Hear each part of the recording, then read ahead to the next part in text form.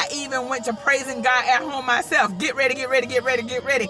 And he came back and said, sometimes God will mega size a thing. He will take a thing from being small to being large. That's the power of God. And then he came out with the mega fest. And I remember wishing I could go, but I knew I didn't have the money.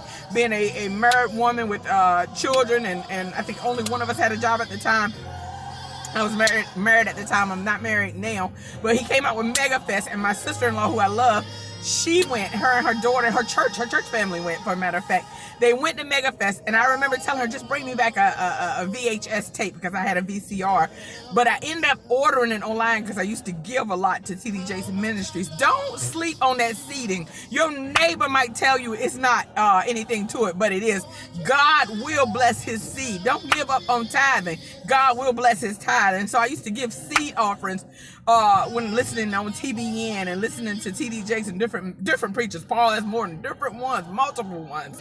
And so I sit and got that tape, and on that tape was Jamal Harrison Bryan, and he preached I Hope You Don't Fail, and it was TD Jakes, and I think I learned about I think Paul S. Morton.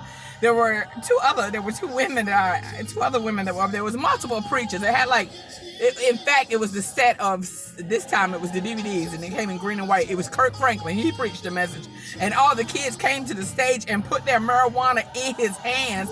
They had drugs in their pocket, and he called them to the stage, and he prayed over them. So it was Kirk Franklin, Jamal Harrison Bryant, TD Jakes, and there was one more. But nevertheless, I don't have that anymore. I lost it when I went through my separation and divorce. I lost almost everything I had, and so I no longer have those DVDs. But I love that message. I hope you don't fail. And then it was others. I love them all.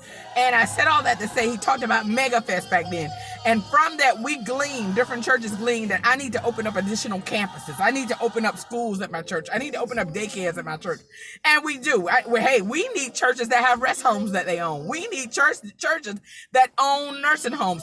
We need churches that own fields for these to purchase fields that have these solar panels, so that they can earn a dividend every month off of the solar panels, so that when things hit rock bottom and people can't tithe, the church can still thrive. We need that, but we don't want to do it. And on top of that, there's nothing wrong with that concept of mega fest or mega sizing or increasing. But what God showed me specifically this week was a lot of us took the capital, took the tithes, because he said, bring on the meat into the storehouse, and we forgot what Big Mama did. We forgot what the Medias did. We forgot what great-great-grandmama did.